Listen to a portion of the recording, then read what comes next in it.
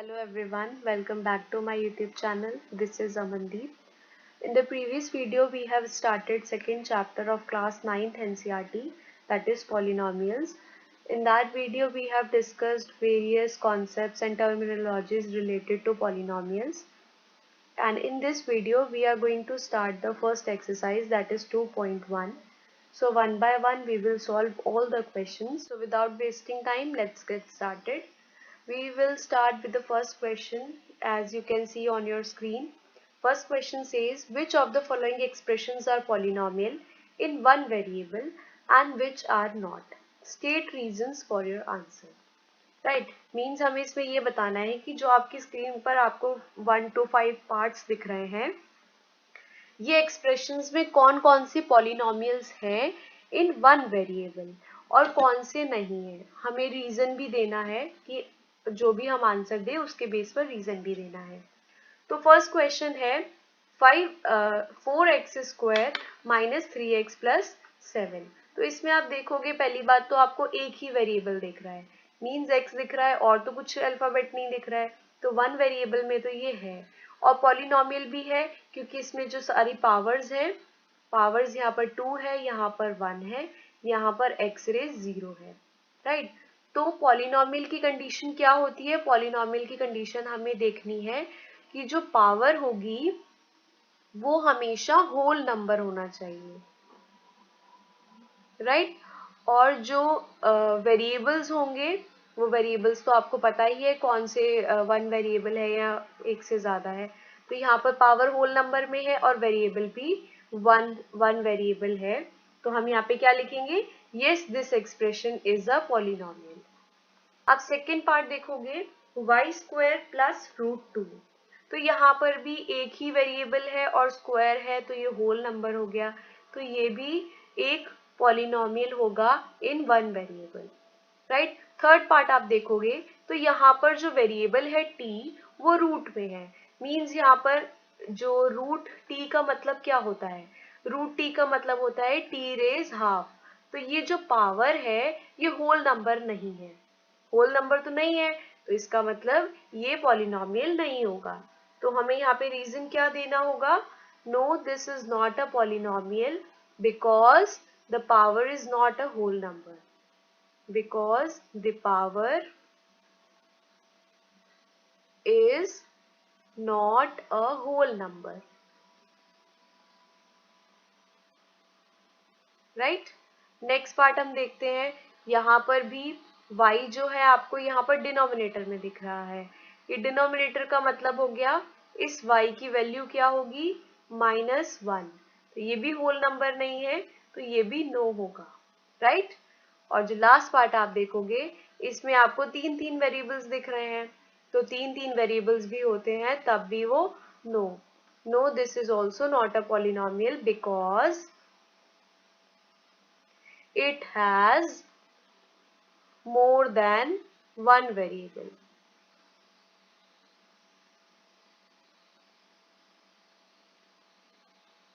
I hope question number 1 समझ में आ गया होगा. Let's move to second question. Second question is there on your screen. Let's see what does it say. Write the coefficient of x² in each of the following cases. Means हमें coefficient बताना है x² का. तो आप first वाला expression देखोगे 2 + x² + x. तो यहाँ पर x² सबसे पहले आप देखो x² कहाँ पर है? x² यहाँ पर है. इसके साथ में क्या लिखा है? इसके साथ में कुछ नहीं लिखा है, मीन्स 1 होगा.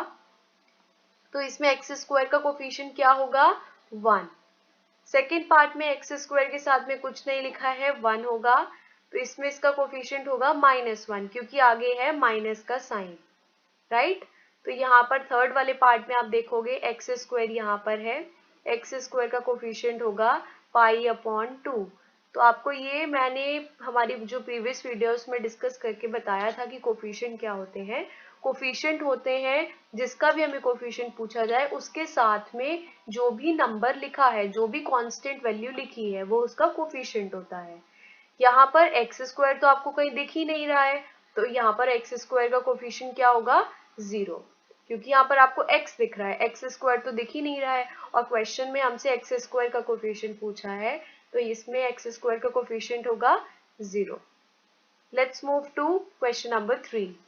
Question number 3 you can see on your screens.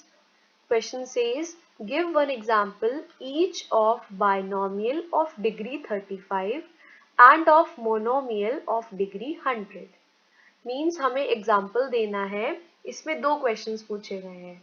सबसे पहले तो ये बोला गया है कि binomial होना चाहिए और उसकी डिग्री होनी चाहिए 35. डिग्री होनी चाहिए 35, राइट. तो बाइनोमियल हमने पढ़ा था हमारी प्रीवियस वीडियो में. बाइनोमियल क्या होता है? बाइनोमियल वो टर्म होता है जिसमें, वो एक्सप्रेशन होता है जिसमें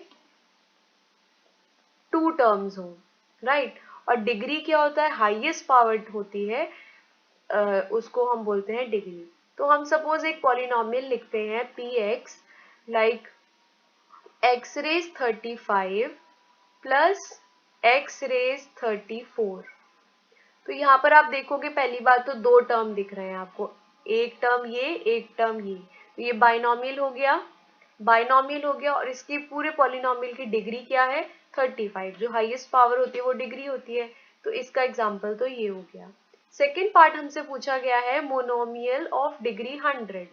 मीन्स हमें बताना है एक तो मोनोमियल होना चाहिए और उसकी डिग्री जो होनी चाहिए वो होनी चाहिए 100. तो आप डायरेक्ट लिख दो p x is equal to x raise 100. ये एक ऐसा मोनोमियल हो गया जिसकी डिग्री 100 है. मोनोमियल में जितनी भी टर्म्स होती है वो 1 होती है.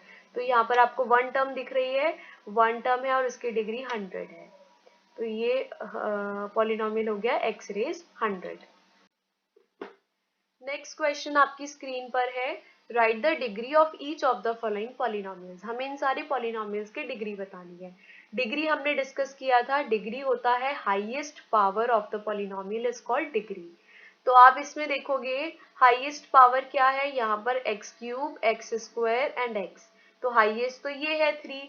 तो इस पॉलिनोमियल की डिग्री होगी 3, राइट. सेकेंड वन, इसकी डिग्री कितनी होगी?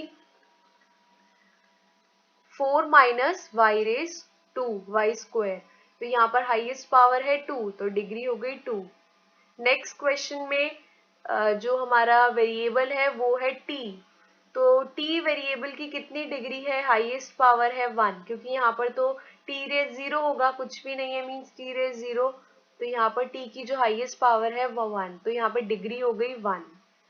इस केस में कुछ भी हमें नहीं दिख रहा है तो कोई वेरिएबल है नहीं, तो मीन्स हम एक्स रेज 0 लिख लेंगे. तो इस पार्ट में 3 की अगर हम डिग्री देखेंगे तो वो हो गई 0, क्योंकि वेरिएबल ही नहीं है. वेरिएबल नहीं है मीन्स एक्स रेज 0 लिख सकते हैं. क्यों? क्योंकि हमें पता है अगर हम कहीं भी एक्स रेज 0 लिख रहे हैं तो उसकी वैल्यू होगी 1. The last question of this exercise says, classify each as linear, quadratic and cubic polynomial. Linear, quadratic and cubic polynomial हम डिस्कस कर चुके हैं. लीनियर होता है जिसमें डिग्री 1 हो, उसको हम लीनियर बोलते हैं. क्वाड्रेटिक में डिग्री 2 होता है और क्यूबिक पॉलिनोमियल में डिग्री 3 होगा. मीन्स हमें ये देखना है कि डिग्री क्या है सबसे पहले हर पार्ट की. तो फर्स्ट वाला आप देखोगे तो इसमें डिग्री हाईएस्ट पावर है 2, तो डिग्री है 2. तो जब भी 2 होगा तो वो केस में हम इसको बोलेंगे quadratic. Second part says degree is 3 means cubic.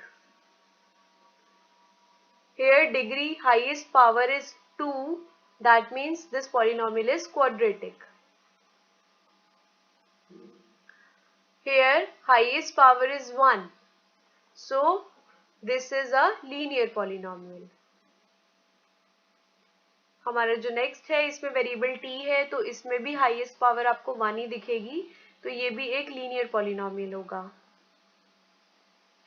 Last part जो वेरिएबल r है उसकी हाईएस्ट पावर है 2, तो ये होगा क्वाड्रेटिक.